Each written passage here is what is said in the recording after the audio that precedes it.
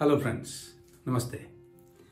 Negotiation, मोल भाव करना, हमारी हिंदुस्तानी परंपरा में मोल भाव करने वाले को कई बार हम लोग ठीक नहीं भी समझते हैं। लेकिन देखिए, बिजनेस जगत में negotiation is part and parcel of day to day life. Negotiation हमें करना ही होता है, चाहे हमें अच्छा लगे या ना लगे। और मेरे हिसाब से देखिए, लाइफ, पीपल और customers are never going to give you more than you ask for. और कई बार तो ये भी देखते हैं साहब, that you don't get what you deserve, you get what you negotiate. So negotiation एक जरूरी स्किल है जो हम सबको सीखना चाहिए। ओके, नेगोशिएशन के मामले में मुझे एक कहानी याद आती है, मैं आपको बताता हूं। एक बहुत रईस आदमी, अपने समय का सबसे ज्यादा रईस आदमी, वो किसी पार्टी में गए थे। और वहां पार्टी में उन्होंने क्या देखा कि उस पार्टी में एक दूसरे रईस आदमी ने एक बड़ा कीमती टाई पिन पहना हुआ है। वो जो टाई के ऊपर उसको रोकने के लिए लगाते हैं ना, टाई पिन। तो उस टाई पिन में क्या किया हुआ था उस आदमी ने, उसमें रूबी स्टडेड टाई पिन था। तो जो बहुत महंगा हीरा होता है रूबी, तो वो जड़े हुए टाई पिन उसने पहना हुआ था। तो क्योंकि ये सबसे रईस आदमी था, तो इसको थोड़ी ईर्ष्या हुई कि इतना सुंदर दिखने वाला टाई पिन तो मेरे पास होना चाहिए।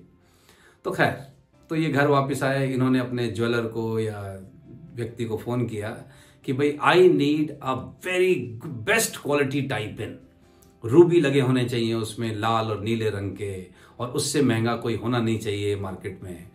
तो उसके ज्वेलर ने कहा, ठीक है साहब, आप मुझे महीने का समय दीजिए। उसने कहा, ठीक है, तेरे पास महीने का समय है, क्योंकि महीने के बाद मुझे एक पार्टी में जाना है और मैं चाहता हूं कि मैं वो टाई पिन लेकर जाऊं। तो खैर, तो ज्वेलर ने मेहनत की, बहुत अच्छे रूबीज ढूंढे और एक बहुत अच्छा टाई पिन बनाया और एक बहुत खूबसूरत डब्बे में पैक करके अपने व्यक्ति के साथ उस रईस आदमी के पास वो टाई पिन पहुंचाया। और साथ में पहुंचाया बिल। अब जब इस आदमी ने वो टाई पिन देखा तो उसको बहुत अच्छा लगा, बहुत उम्दा क्वालिटी का था, बेस्ट क्वालिटी जैसा उसको चाहिए था। लेकिन जब उसने वो बिल देखा तो उसको लगा ये तो बहुत महंगा है, इतने तो नहीं होने चाहिए इसके पैसे। तो उस रईस आदमी ने वो टाई पिन का डब्बा और साथ में एक चेक, काउंटर ऑफर का, मान लीजिए सपोज उसने 1,00,000 रुपए मांगे उसके लिए।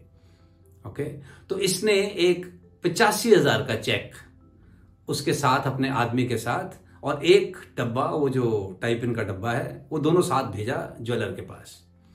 और उसने कहा कि साहब, हमारे मालिक साहब को आपका टाई पिन तो बहुत अच्छा लगा है, लेकिन जो आपने बिल भेजा है वो ज़्यादा है, ये इतने का नहीं है, 1,00,000 रुपए का नहीं है, ये पकड़ो 85,000 का चेक, मैं ये अपना टाई पिन ले जाता हूँ। और अगर आपको ये नहीं जचता तो ये रखो भैया अपना टाई पिन का डब्बा, मैं चेक वापस ले जाता हूँ। अब ज्वेलर ने बहुत मेहनत की थी उस टाई पिन को बनाने में, ढूंढने में, और उसको पता था कि उसने लागत बिल्कुल सही चार्ज की है।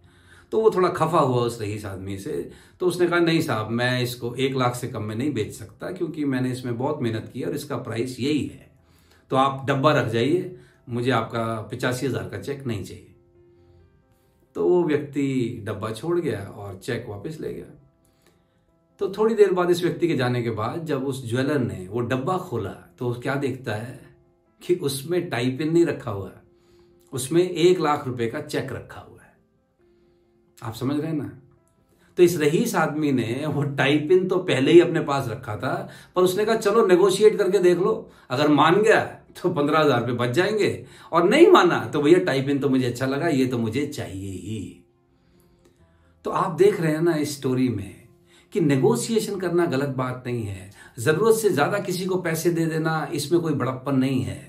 तो आपको और मुझे नेगोशिएशन करना सीखना चाहिए, क्योंकि अगर आप ना भी करें, लोग आपके साथ करते हैं। ओके, तो ये एक नेसेसरी स्किल है जो हमें डे टू डे लाइफ में काम आता है। Think about it.